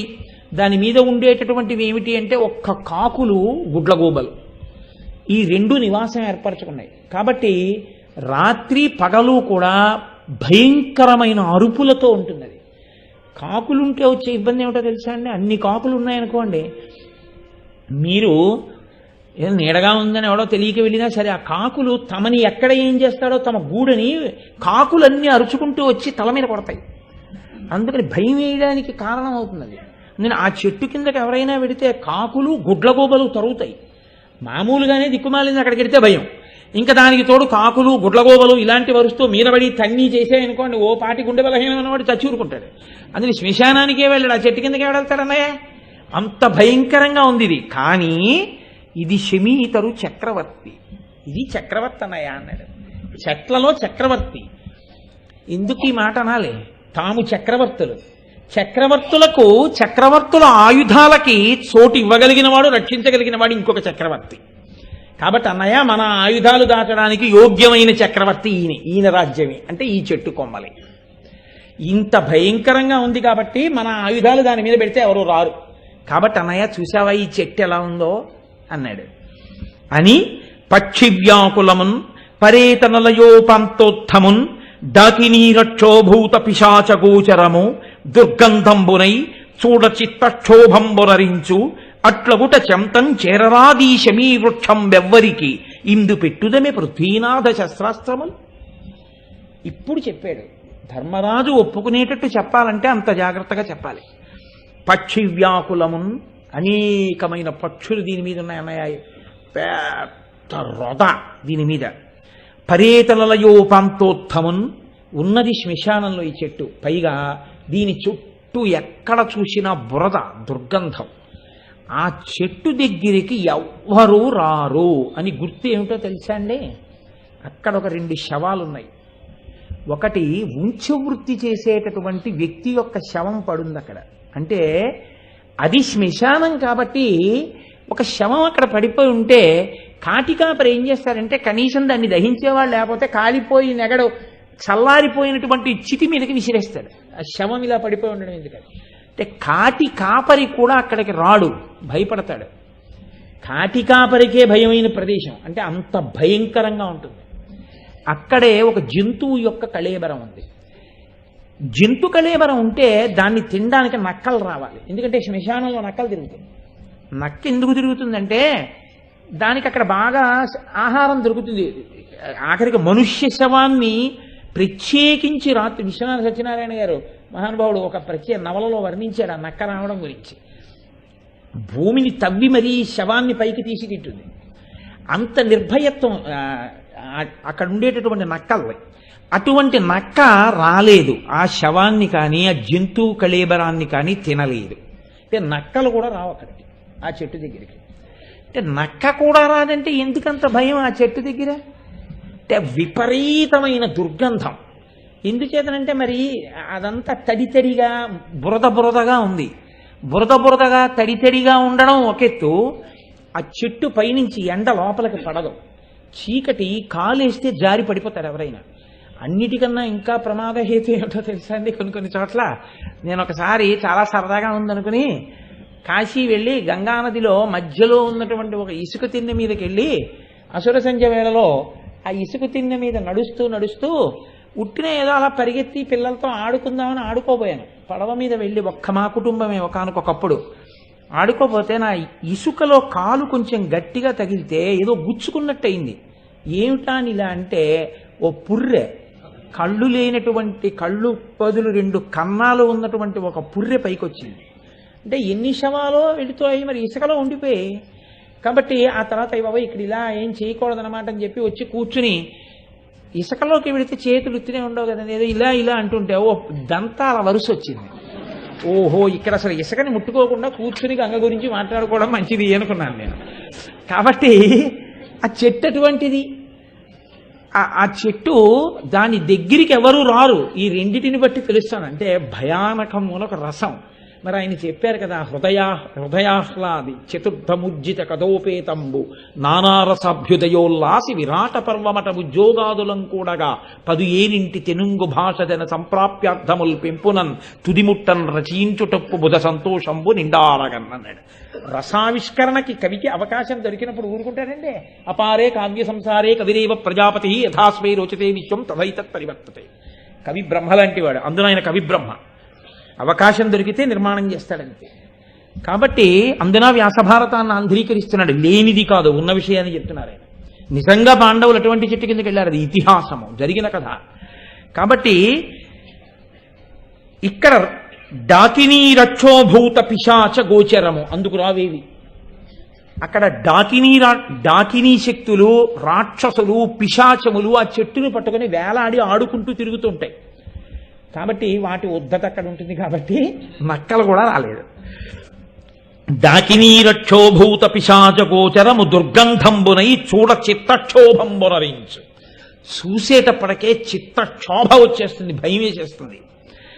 అట్లగుట చెంతంచేరరాదీశమీ వృక్షం వెవ్వరికి. దీని దగ్గరికి ఎవరు రానన్నాయ, ఈ చెట్టు దగ్గరికి. ఇందును పెట్టుదమే పృథ్వీనాథ శస్త్రాస్త్రములు. కాబట్టి అన్నయ్య ఈ చెట్టు మీద పెడదామా మన శస్త్రాస్త్రాలని, దీని మీద పెడితే ఎవ్వరూ రానన్నాయా అన్నాడు. కావున దీని యందిడుట కార్యము కైదువులెల్లా కేశ చర్మావృత సంచయంబుగ శవాకృతిగా నొరరించి కట్టినన్ పోవరు దీని దిక్కొరులు భూవరా నెమ్మది నూరడిల్లు ఎచ్చో వసించినన్ పిదప జొప్పడు గ్రమ్మర వచ్చి గైకొనన్. అన్నయ్య ఒంటి మీద కొంచెం వెంట్రుకలు ఉన్నటువంటి చర్మాన్ని మనం ఎక్కడైనా సంపాదించి ఈ ఆయుధాలన్నింటినీ శవం ఎలా ఉంటుందో అలా పేర్చి ఆ చర్మాన్ని కలిపి కట్టుకట్టి శవం ఎలా పడుకుంటుందో అలా ఈ చెట్టు మీద పడుకోబెడితే ఆ పాటి ఈ పాటి ధైర్యం ఉన్నవాడు ఎవడైనా వచ్చి తలెత్తి చూసినా అమ్మ నాయనో ఈ చెట్టు మీద శవం అని పారిపోతాడన్నయ్య, అందుకని ఆయుధాల్ని శవంగా కడదామా అన్నాడు.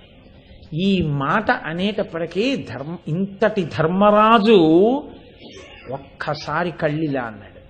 అంటే ఎందరో శత్రువుల్ని శవాలు చేసినటువంటి ఆయుధాలు, తెగటార్చిన ఆయుధాలు, తమ పౌరుష పరాక్రమాలకి చిహ్నాలైన ఆయుధాలు, పరమ గౌరవాన్ని పొంది అంతఃపురంలో పూజామందిరంలో ఉండి ఆయుధ పూజలు అందుకొని అర్చింపబడి తాము ధరించి తీసుకువెళ్లే ఆయుధాలు శ్మశాన వాటికలో కింద పెట్టి శవాకృతిలో కట్టి ఇటువంటి జమ్మి చెట్టు మీద పెడుతున్నారు.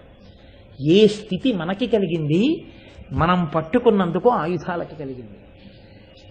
మన పౌరుష పరాక్రమాలకి చిహ్నాలైనవి కూడా శవాల్లా పడుకుంటున్నాయి. ఎంతటి దుస్థితి, ఆఖరికి ఇలా కట్టవలసి వస్తోందా ఆయుధాల్ని కూడా, ఆయుధాన్ని ఆయుధంగా దాచలేని స్థితి అని గుండె దిటవు తప్పింది. గమనించాడు అర్జునుడు. గమనించి అన్నాడు, ఊరడిల్లు అన్నయ్య, బెంగ పెట్టుకోక, ఊరడిల్లు, ధైర్యం తెచ్చుకో. ఎందుకో తెలుసా, ఇచ్చోవసించినన్ పిదప జొప్పడు గ్రమ్మర వచ్చి గైకొనన్. ఏడాది అయిపోతుందన్నయ్య, ఉండిపోతుందా కాలం, అయిపోయిన తర్వాత మనం వస్తాం మళ్ళీ, మనకి ఇది సంకేత స్థలం. ఇక్కడికి వచ్చి మనం ఆయుధాల మూట విప్పుకుని మళ్ళీ మనం సంతోషంగా మన ఆయుధాలు మనం తీసుకుందాం, ఆ మంచి రోజు వస్తుందన్నయ్య, అప్పటి వరకు వీటిని ఇలా పెడదామన్నాడు. అంటే ఇప్పుడు ముందు దేన్ని పెట్టాలంటే అక్కడ ధర్మరాజు గారు తన ధనస్సు యొక్క వింటినారిని విప్పి పెట్టాడు, భీమసేనుడు తన ధనస్సు యొక్క వింటినారిని విప్పి పెట్టేశాడు. ఇప్పుడు అర్జునుడు పెట్టాలిగా, దేన్ని పెట్టాలి, గాంధీవాన్ని పెట్టాలి. నేను మీకు ప్రతిరోజు చెప్తున్నానుగా, గాంధీవం అంటే ఆయనకి ప్రాణ సమానం, అంత మక్కువ. దాన్ని ఏడాది పాటు ఇక తాను ముట్టుకోనని, ఏడాది పాటు తనకి చూడడం కూడా కుదరదని, ఆఖరికి తాను స్వర్గానికి ఎడుతున్నా గాంధీవం పట్టుకుని వెళ్ళాడు అర్జునుడు. అటువంటి వాడు ఇక ముట్టుకోవడానికి తను పురుషుడు కూడా కాకుండా అయిపోతున్నాడని ఈ స్థితిని ఊహించుకుని ఆ గాంధీవాన్ని శవాకృతిలో కట్టేయడానికి అక్కడ పెట్టేయాలంటే అర్జునుడంతటి వాడి మనసు ఎంత తల్లడిల్లిపోయి ఉంటుందో, ఎంత బాధపడిపోయి ఉంటాడో, ఎంత కష్టపడి ఉంటాడో మీరు ఊహించండి. నేను అందుకే చెప్తున్నాను, విరాట పర్వం విన్నా, భారతం విన్నా, చదువుకున్న మనిషి ప్రతి చిన్న కష్టానికి విచలితుడు కాడు. ఏ పాటి కష్టమయ్యా ఇది నాకంటాడు. ధర్మానికి కట్టుబడి మహాపురుషులు ఎంతంత కష్టాలు ఎదుర్కొన్నారయా, చిన్నదానికి నేను ఎందుకు ధర్మం తప్పాలని అడుగుతాడు. నేను భరిస్తాను, నేను సహిస్తాను, వహిస్తానంటాడు. ఇది ఈ జాతి యొక్క లక్షణం. ఈ జాతి ఎప్పుడూ కూడా సుఖాల కోసం వెంపర్లాడడం ఈ జాతి లక్షణం కాదు. అందుకే మీరు భగవంతుణ్ణి పూజించండి, మీకు జ్వరం రాదని ఇక్కడ చెప్పరు. మీరు భగవంతుణ్ణి పూజించండి, మీకు కష్టం రాదని ఇక్కడ చెప్పరు. మీకు ఏం చెప్తారంటే, మీరు భగవంతుణ్ణి పూజించండి, కష్టం వస్తే నా పాపం ఈ కష్టం రూపంలో పోయిందని మీ మనసుని బాగా జవంతో నిలబెట్టుకుని ఈశ్వర పాదములు విడిచిపెట్టకుండా నిలబడగలిగిన శక్తిని పొందండి అని చెప్తారు.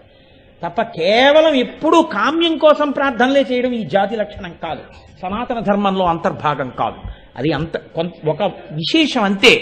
ఈశ్వరుణ్ణి పూజించడం ఎప్పుడూ కోరికతో కాదు, మనసుకి అటువంటి జవం కలగడం కోసం పూజ చేస్తారు.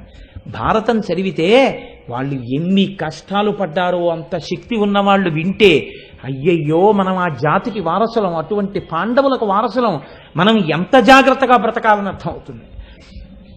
కాబట్టి ఆయన అన్నాడు, అంతటి అర్జునుడు ఆ గాంధీవాన్ని అక్కడ పెడుతూ అనిమిషదానవంబర చరాదిక జాతుల నెల్లబోర నీధనవున కాదె గెల్తు సముదగ్ర విరోధి భయావహంబు దీనినొక మ్రాన గట్టితను నిశ్చయమొందగ చేసి దైవమేమనగల అట్లు కాకయని ఆత్మనలందురి మందచేష్టుడై. ఒకానొక నాడు కొన్ని లక్షల మంది శత్రువులు నా ఎదురుగుండా నిలబడితే ఈ గాంధీవాన్ని చేత్తో పట్టుకుని టంకారం చేస్తే ముక్కుల వెంట చెవుల వెంట నెత్తురు పడి చచ్చిపోయారు చాలా మంది. దాని ధ్వని అలా ఉంటుంది. ఇటువంటి గాంధీవం పట్టుకుని నేను బాణాలని ప్రయోగం చేస్తూ ఉంటే సవ్యసాచినై కొన్ని కోట్ల మందిని మట్టు పెట్టాను.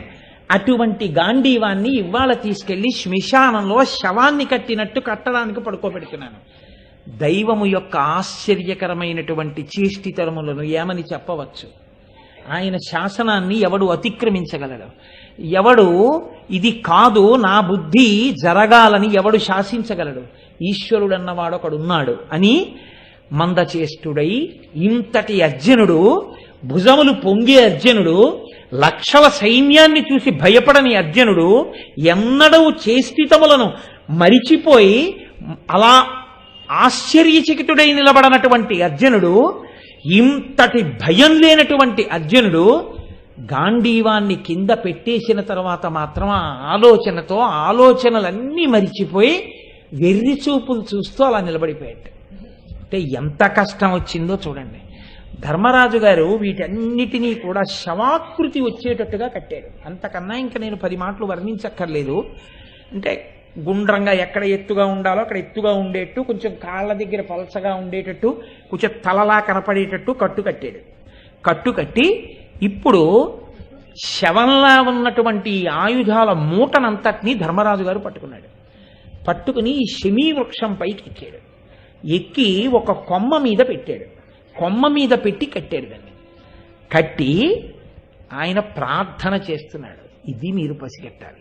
ఇది ఎక్కడ ఉందో అసలు రహస్యం మీరు కనిపెట్టాలి. ఇవన్నీ ఒక ఎత్తు. వీళ్ళు ఎలా వచ్చారో అలా రాగలిగిన వాడు ఉంటాడు. దుర్యోధనుడికి తెలిస్తే 1000 మంది గూఢచారులు దానికి ఎందుకు రావడం పెద్ద లెక్కేం కాదు. కానీ ఎందుకు రాలేకపోయారో, ఎందుకు ఎవరి బుద్ధికి అందలేదో ఇప్పుడు మీకు తెలుస్తుంది. ఆయన అన్నాడు, ఆ చెట్టు మీద కూర్చుని ఆ ఆయుధాల్ని కట్టి బ్రహ్మ విష్ణు మహేష దిక్పాల చంద్ర సూర్య వన దేవతా పితృస్తుతులొనర్చి ఎంతమందిని ప్రార్థన చేశాడో చూడండి. బ్రహ్మ విష్ణు మహేష దిక్పాల దశ దిశలో ఉన్నటువంటి దేవతల్ని, చంద్రుణ్ణి సూర్యుణ్ణి వనదేవతల్ని పితృస్తుతులొనర్చి తండ్రిని జ్ఞాపకం తెచ్చుకున్నాడు.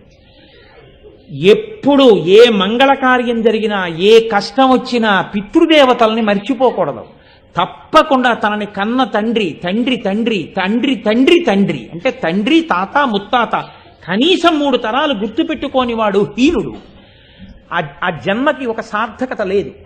అందుకే తద్దినం 3 తరాలకు పెడతారు. కనీసం ఆ 3 తరాలు జ్ఞాపకం ఉండాలి. ఏ మంచి పని చేస్తున్నా పితృదేవతల యొక్క వైభవాన్ని కీర్తించాలి. అటువంటి వాళ్ళకి దేవతల యొక్క పితృదేవతల యొక్క అనుగ్రహం లభిస్తుంది. కాబట్టి పితృదేవతాస్తుతులు నచ్చి దివియు భువియును చూచి ప్రార్థించి, ఆకాశం వంక చూసి ఆకాశాన్ని ప్రార్థించాడు. ఆకాశాన్ని ప్రార్థించడం అంటే చిదంబరలింగం, ఆకాశం చిదంబరలింగం శివస్వరూపంగా ప్రార్థన చేశాడు. భూమి వంక చూశాడు, పృథివీలింగంగా ప్రార్థన చేశాడు. ఇది ఈశ్వర స్వరూపం, ఇటువైపుకి రానివ్వదు ఎవరిని. ఆయన ఈశ్వరుడే కాబట్టి ఆయన నా పాలిట మంగళప్రదుడు. ఇక్కడ ఈ చెట్టు రూపంలో నమో వృక్షేభ్యో పృథివీలింగంగా నాకు ఆయన మంగళప్రదుడు. కాబట్టి ఆయన ఇక్కడికి ఎవరిని రానివ్వడు, కాపాడతాడు. కాబట్టి ఓ పృథివీ నీకు నమస్కారం, ఓ ఆకాశమా నీకు నమస్కారం. ఇక్కడికి వచ్చి అసలు ఇలా తలెత్తడానికి వీల్లేదు. ఎత్తినా ఆ పైనున్నది ఉన్న వస్తువు ఉన్నట్టు కనపడడానికి వీల్లేదు. దశ దిశల దేవతలకి ప్రార్థన చేశాడు. బ్రహ్మ విష్ణు మహేశ్వరుల్ని ప్రార్థన చేశాడు. వనదేవతల్ని ప్రార్థన చేశాడు. పితృదేవతల్ని ప్రార్థన చేశాడు. దివియు భువియును చూచి ప్రార్థించి విపుల శాఖ నాయుధముల వ్రేలగట్టే. వ్రేలాడే శవం ఎలా ఉంటుందో అలా చెట్టు కొమ్మకి కిందకి వేలాడుతున్నట్టు కట్టాడంటే చెట్టు కొమ్మ మీద పెట్టి కట్టలేదు, కిందకి వ్రేలాడేటట్టుగా కట్టాడు. కట్టి ఇప్పుడు దేవతలందరినీ ప్రార్థన చేసి వరం అడుగుతున్నాడు. ఏమా వరం మీరు ఇప్పుడు గమనించండి. వాళ్ళ అజ్ఞాతవాసంలో వాళ్ళు కోరుకున్నటువంటి స్థితిని వాళ్ళు పొందే వరకు లేదా తదనంతరం కానీ వీళ్ళు పాండవులేమో అన్న అనుమానం వస్తే ఎటువైపు నుంచి రావాలి? బుద్ధిలోంచి రావాలి. ఎవడి బుద్ధికి అటువంటి ఆలోచనే రాకుండా ఈశ్వరుడు అన్ని బుద్ధుల్ని పడుకోబెట్టేశాడు అంతే. అది ధియో యో న ప్రచోదయాత్. ఎక్కడ ఈశ్వరానుగ్రహం ఉందో అక్కడ మంచి ఆలోచన వస్తుంది. ఎక్కడ ఈశ్వరానుగ్రహం ఉందో అక్కడ ఏది ప్రమాదకరమో అక్కడ అది జరగకుండా ఆపగలిగినటువంటి స్థితిలో అవతల ప్రాణులకు ఆలోచన ఈశ్వరుడు కల్పిస్తాడు అంతే. ప్రమాదం తప్పిపోతుంది అంతే. ఏ కారణం చేతనైనా మీ నిజస్వరూపం ఏమిటో తెలియవలసి వస్తే, అంటే మీరు అస్త్రములుగా కనపడవలసి వస్తే, ధనస్సులుగా గదలుగా కనపడవలసి వస్తే ఇద్దరికే కనపడాలి. ఈ ఏడాది లోపల ఒకవేళ మా 5గురిలోనే ఎవరైనా వచ్చి ముట్టుకోవాలని అనుకుంటే భయంకరమైనటువంటి పాముగా కనపడెదరుగాక, ఆయుధములుగా కనపడకుండుగాక. అది భీమసేనుడి ధనస్సే కావచ్చు. భీముడు నా ధనస్సే తీసుకుందామని వచ్చినా అతడికి అది ధనస్సుగా స్పృశింపబడకుండుగాక. భయంకర సర్పము భంగి కనపడుగాక. ముట్టుకున్న సర్పాన్ని పట్టుకున్నట్టే ఉండాలి తప్ప అది ధనస్సు అన్న భావన తనకి రాకూడదు. అలా మీరైపోదురుగాక అన్నాడంతే. ఇప్పుడు ధనస్సులు ఎలా అయిపోతున్నాయి? ఆయుధాలన్నీ పాములు అయిపోతున్నాయి. ఎవరి మాటకి? ధర్మరాజు గారి మాటకి. ఎందుకు అయిపోవాలి? ఆయన ఉపాసన అటువంటిది, ఆయన భక్తి అటువంటిది, ఆయన ధర్మం అటువంటిది. ఆయన ధర్మానికి ఆయన ఆయుధాలు, ఎవరి ఆయుధాలు వాళ్ళకి దక్కకుండా వాళ్ళ ఆయుధాలని పాములుగా మార్చేశాడంతే, తమ్ముళ్ళవైనా సరే. మరి ఎవరికి కనపడాలి ఆయుధాలుగా? ఒక్క నాకు అర్జునుడికి తప్ప భీముడికి, నకులుడికి, సహదేవుడికి కూడా అలా కనపడకుండుగాక. నిస్సంకోచంగా చెప్పేశాడు. అంటే ఎందుకు అనుమానం ఆయనకి? అలాంటి పరిణతితో ఏడాది లోపలొచ్చి ముట్టుకోవలసి వస్తే ఆలోచించి ముట్టుకోగలిగిన వాడిని నేను, తప్పితే అర్జునుడు. మేమిద్దరం ముట్టుకుంటే అజ్ఞాతవాసానికి భంగం రాదు. భీముడు కాని, నకులుడు కాని, సహదేవుడు కాని ఉద్రేకపడి వచ్చి ఇందులో ఆయుధాన్ని తీసి పట్టుకున్నారంటే భంగం అయిపోయిందని గుర్తు. కాబట్టి మీరు వాళ్ళ ఆయుధాలైనా కూడా వాళ్ళకి వాళ్ళ ఆయుధాలుగా కనపడవద్దు, పాములుగా కనపడండి, సహకరించవద్దు అన్నాడంతే. ఇప్పుడు చెప్పండి, అవసరమైతే తన తమ్ముళ్ల శౌర్యాన్ని కూడా శాసించగలిగినటువంటి ఉపాసన బలం ధర్మరాజు గారికి ఉంది.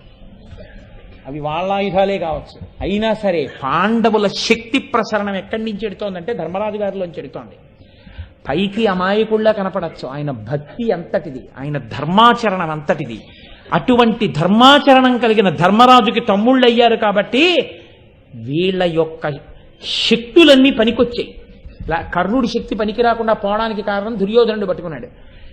ధర్మరాజు కూడా అంత గొప్పగా వర్ధిల్లాడంటే ధౌమ్యుడికి నమస్కారం చేయబట్టి, ఒక భీష్ముడికి నమస్కరించబట్టి, ఒక వ్యాసుడికి నమస్కరించబట్టి, పురోహితుణ్ణి గురువుని ఆదరించి నమస్కరించిన వాడు వర్ధిల్లుతాడు. ఇంట్లో ఒక్కడు ధర్మమూర్తి ఉన్నా 7 తరాలు సంతోషిస్తాయి. ధర్మం ఎంత గొప్పదో చూపిస్తోంది విరాటపర్వం అని శాసనం చేసి ప్రత్యేకంగా ఒకరి పేరు చెప్తున్నాడు ధర్మరాజు. ఆయనకి మాత్రం మీరు అసలు సహకరించద్దని చెప్పేశాడు. కింద ఉన్నారండి వాళ్ళు, భీముడు, నకులుడు, సహదేవుడు ముగ్గురు వింటున్నారు. ఆయన శక్తి ఏమిటో వాళ్ళకి తెలుసు. కాబట్టి మిన్నకుంటారంతే, మాట్లాడడానికి వీల్లేదు. అదే నేను అన్నది, ధర్మరాజు గారి మాట అంటే అలా ఉంటుందన్నది. ఆయన మాటతో శాసనం చేయగలడు. భీముడు ధార్తరాష్ట్రకుల భీషణ రోషుడు, చిత్తమెప్పుడిట్లై మదమెత్తును, అతని ఆగ్రహ వృత్తికి లోనుగాక, మీరే మెయినైన వంచన వహించి తొలంగుట మచ్చమీ హితంబు, ఏమరకుండగా వలయు ఈ విషమాబ్దములోనతనికి. భీముడికి ధార్తరాష్ట్రులంటే, అంటే దుర్యోధనాదులంటే, ధృతరాష్ట్రుడి పిల్లలంటే మహాకక్ష. బుసలు కొడుతూ ఉంటాడు. అపారమైన శౌర్యం ఉన్నవాడు. ఎప్పుడు ఏది వింటాడో, ఏ ఆలోచన వస్తుందో, ఎందుకు వచ్చేస్తాడో, ఎప్పుడు గభాలను వచ్చి చెట్టెక్కి తన గద కాని తన ఆయుధం కాని తీయడానికి ప్రయత్నిస్తాడో, ఓ ఆయుధములు రారా, మిమ్మల్ని నేను ప్రార్థన చేస్తున్నాను, భీముడికి ప్రత్యేకించి సహకరించవద్దు. ఒకవేళ భీమసేనుడే వచ్చి చెట్టెక్కి ఈ మూట ముట్టుకొని తన ఆయుధం తీసుకునే ప్రయత్నం చేసినా సరే, ఏదో ఒక వంచన చేసి భీముణ్ణి వంచి మీరు పక్కకి వెళ్ళిపోండి, అతని చేతిలోకి వెళ్ళవద్దు. కింద వింటున్నాడండి, భీముడు వింటున్నాడు. ఇప్పుడు అదేంటన్నయ్యా, నా ఆయుధం కదా, నేను తీసుకోగలను అంటాడని మీరు అనుకుంటున్నారా? ధర్మరాజు గారి మాట వింటుంది భీముడు ధనస్సైనా సరే. అది ఆయన శక్తి అంటే.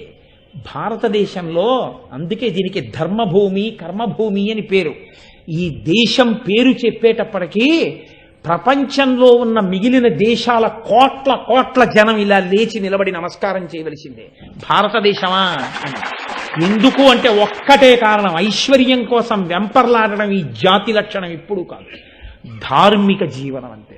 ఒకరికి పెట్టడం, తాను తినడం, ఎంత కష్టమైనా తాను ఓర్చుకోవడం, భగవాడిని కూడా రక్షించి ఔదార్యంతో కాపాడడం, ఇది తప్ప అసలు కొట్టడం అన్నది తెలియదు. అధర్మాన్ని తీసేయడానికి కొట్టడం అన్నదే చేయవలసి వస్తే నెత్తుటి టేరులు కూడా పారించగలదు వీరభూమి.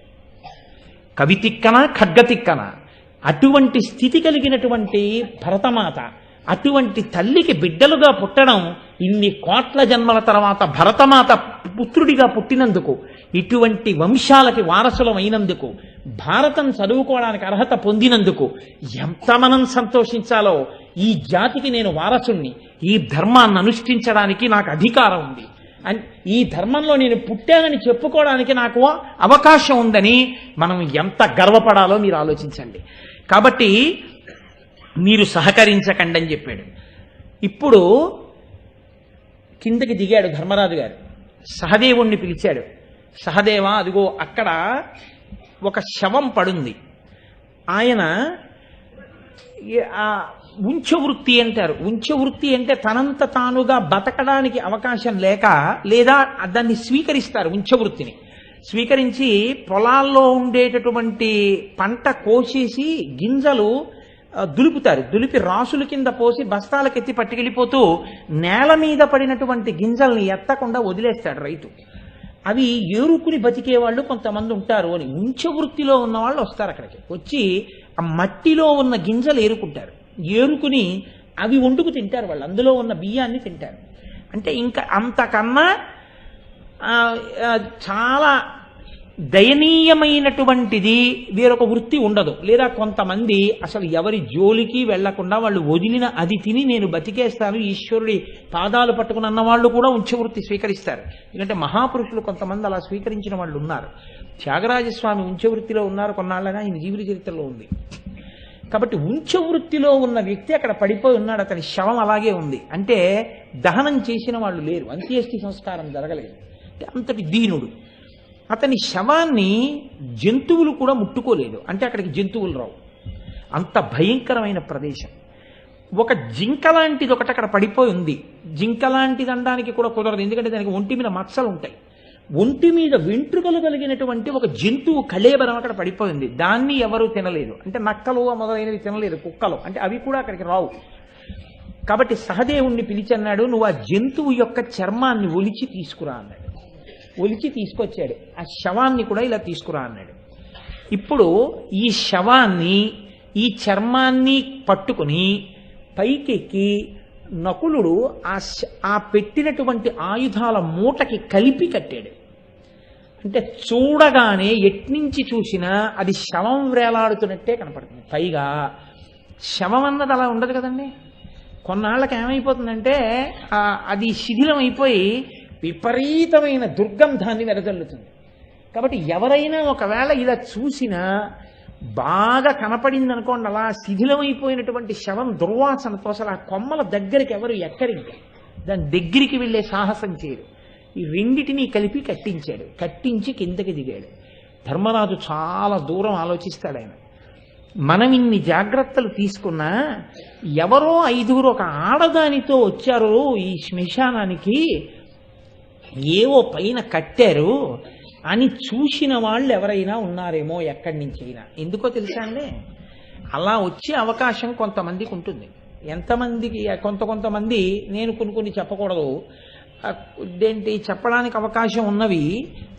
ఈ ఏదో ఈ గోవుల్ని మేపేవాళ్ళు, పశువుల్ని మేపేవాళ్ళు, కాటి కాపరి, ఇలాంటి వాళ్ళు ఆ దగ్గరకు వస్తారు.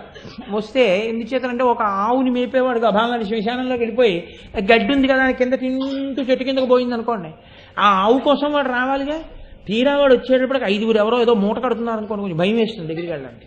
నేను వాడు ఏ చెట్టు చాటునో కూర్చొని చూస్తూ ఉండొచ్చు, ఏమిటి అలా మూట కడుతున్నారు వీళ్ళు, ఏమిటిదని చెప్పి ఆవు అక్కడెక్కడో ఉంది, ఏ పొదలోనో వీళ్ళు చూడకపోతే ఆవు కోసం వచ్చిన వాడు చూస్తుండొచ్చుగా. అందుకని ధర్మరాజు అన్నాడా, కింద నిలబడి పాండవులందరం కలిపి ఒక పెద్ద కేక వేద్దాం అన్నాడు. ఇది శతవృద్ధు మా జనని ఇప్పుడు మృత్యువు పొందే అట్లు సేయుదము కులప్రయుక్తమగుచున్న సనాతన ధర్మమిత్యరంగ దహన కర్మ మొల్ల అది గానిదిగా మును నిశ్చయించి మా మొదటి వారునర్చు విధంబు కొనియాడితి మేము నియ్యడం. ఇది ఆ పైకి చూపించన్నాడు. ఇది శతవృద్ధో, 100 సంవత్సరాలు బతికింది మా అమ్మ, ఇప్పుడు చచ్చిపోయింది. మా వంశాచారం ఒకటి ఉంది, మేము శవాలు కాల్చాం. చనిపోయిన తర్వాత శవాన్ని చెట్టుకి వేలాడగడతాం. అది మా కులాచారం, మా ముందు పెద్దలు అలా చేశారు. అందుకని మేము కూడా 5 తమ్ముళ్ళం మా అమ్మ శవాన్ని చెట్టుకు కట్టాం, వేలాడుతోంది అని గట్టిగా ఓ కేక వేసి పదండి అన్నాడు. అంటే ఎవడైనా ఎక్కడైనా నక్కి వింటున్నాడు అనుకోండి, వాళ్ళ అమ్మ శవాన్ని కట్టాడు రా అనుకుంటాడు అంతే తప్ప ఇంకొకలా తను చూడని వాడు, తనని చూసిన వాడు ఎవరైనా ఉంటే అనుమానం రాకుండా ప్రవర్తించాడు. ఇక్కడ వరకు బాగుంది. ఇప్పుడు ఎన్నో మెట్టెక్కారు, ఆయుధాలు దాచారు. ఇప్పుడు ఏం కావాలి? తమ వేషాలు మారాలి. వేషాలు మారడానికి మేకప్ కిట్లు ఏమైనా ఉన్నాయా? వంటవాడు అయిపోవాలంటే వంటవాడు అయిపోవడానికి ఏదో వంటవాడిలా వేషం కట్టేస్తే అయిపోతుందండి. వంటవాడిలా అయిపోవాలి కదండి. అయిపోవాలంటే ఇప్పుడు ఎవరు అలా అనుగ్రహించేవాడు? కాబట్టి వెంటనే అక్కడ ఉన్నటువంటి ఒక చెరువు లాంటి ప్రదేశం ఉంటుంది, అందులో స్నానాలు చేసేవాళ్ళు ఉంటారు. కాబట్టి దాని గట్టు మీద నించున్నాడు. గట్టు మీద నించున్నాడంటే ఒకసారి స్నానం చేశాడేమో కూడా. గట్టు మీద నించుని ఆయన యమధర్మరాజు గారిని ప్రార్థన చేశారు. మహానుభావ, నీవు యక్షుడి రూపంలో వచ్చి ప్రశ్నలు వేసినప్పుడు నీ తమ్ములలో ఒకరిని బతికించుకోవచ్చు అని అడిగితే నేను నకులుణ్ణి బ్రతికించు అని అడిగాను. అడిగితే నువ్వు ఆనాడు నీ నకులుణ్ణి ఎందుకు అడిగావు అని అడిగావు. కుంతీసుతులలో నేనున్నాను, మాద్రీసుతులలో నకులుడు బ్రతకాలని అడిగాను. నువ్వు నకులుణ్ణి బ్రతికించి నీ ధర్మానుష్ఠాన విధానానికి నేను సంతోషించానయ్యా. దాని యందు నీకున్న అనురక్తికి సంతోషించాను. నీ తమ్ముళ్ళని బతికించడంతో పాటుగా మీరు అజ్ఞాతవాసం చేసే సమయంలో మీరు ఏ రూపాలు దాల్చాలనుకుంటున్నారో ఆ రూపముల యందు మీరు ఇతరుల చేత గుర్తింపబడకుండా ఉండేటట్టుగా నీవు నాకు వరం ఇచ్చావు. కాబట్టి ఇప్పుడు మేము అనుకున్నటువంటి రూపములు మాకు సిద్ధించి మా అజ్ఞాతవాసము ఏ విఘ్నము లేకుండా పూర్తయ్యేటట్టుగా అనుగ్రహించు అని, తండ్రి నీవు నాకు దయతోడనిచ్చిన వరము చిత్తగించి వలయు తెరగు సముచితముగా సమకట్టుమయ్య ఈ రాకుమారుల విధిబోకయుండ. స్వామి, మేమందరం కూడా ఏ రూపాలు పొందాలనుకుంటున్నామో దానికి అనుగుణమైనటువంటి ఆభరణాలు, దానికి అనుగుణమైనటువంటి అలంకారములు, దానికి అనుగుణమైనటువంటి వస్త్రములు మాకు కలిగేటట్టుగా అనుగ్రహించి మా అజ్ఞాతవాసం భంగమైపోకుండా మమ్మల్ని నువ్వు కాపాడు అని యమధర్మరాజు గారిని ప్రార్థన చేశాడు. ఇప్పుడు మీకు ఒక విషయం స్ఫుటంగా తెలిసిపోతుండాలి. అజ్ఞాతవాసం పాండవులు చెయ్యగలిగారు అంటే వాళ్ళ యొక్క నటనా శక్తి చేత కాదు. వాళ్ళు మంచి వేషాలు కట్టి చాలా బాగా వేషాలు పోషించడం వల్ల కాదు. దేని వలన? కేవలము ఈశ్వరానుగ్రహము. ఎప్పుడో రాబోయేటటువంటి ప్రమాదాన్ని దృష్టిలో పెట్టుకుని ఇప్పుడే వాళ్ళకొచ్చిన శాపాల్ని వరాలుగా మారుస్తూ, వరాలిస్తూ, వాళ్ళకి బుద్ధి ప్రచోదనం చేస్తూ, పురోహితుణ్ణి సమకూర్చి ఈశ్వరుడు వాళ్ళ వెంట ఉన్నాడు. ఎందుకున్నాడు అంటే, ఇవాళ మధ్యాహ్నం 1 గంటకి తిన్న అన్నం రాత్రి 10 గంటల వరకు శక్తిగా ఎలా నిలబడుతుందో, రాత్రి 10 గంటలకి చేసినటువంటి పలహారం హాయిగా నిద్ర పట్టేటట్టు చేసి తెల్లవారేంత వరకు శక్తిని శరీరానికి ఎలా ఇస్తుందో, అలా పాండవులు పట్టుకున్న ధర్మమే వాళ్ళ కార్య సాఫల్యతకు పచనము చేయబడిన పదార్థ స్వరూపంగా విజయాల్ని వాళ్ళకి అందించింది. యతో ధర్మస్తతో విష్ణు, యతో విష్ణుస్తతో జయ. ఎక్కడ ధర్మం ఉందో అక్కడ విష్ణు ఉంటాడు, ఎక్కడ విష్ణు ఉన్నాడో అక్కడ విజయం ఉంటుంది. ఏది ప్రధానం అంటే ధర్మమే ప్రధానము. అందుకే అది పంచమ వేదం అయింది. 1కి 10 మార్లు ఈ విషయాన్ని ఆవిష్కరిస్తుంది అని బయలుదేరి ఆయన ఇలా నమస్కారం చెయ్యగానే ఎవరెవరు ఏ వేషాలు స్వీకరిద్దామనుకుంటున్నారో ఆ వేషాల్లోకి మారిపోయారు. సర్వం శ్రీ ఉమామహేశ్వర పరబ్రహ్మార్పణమస్తు. స్వస్తి.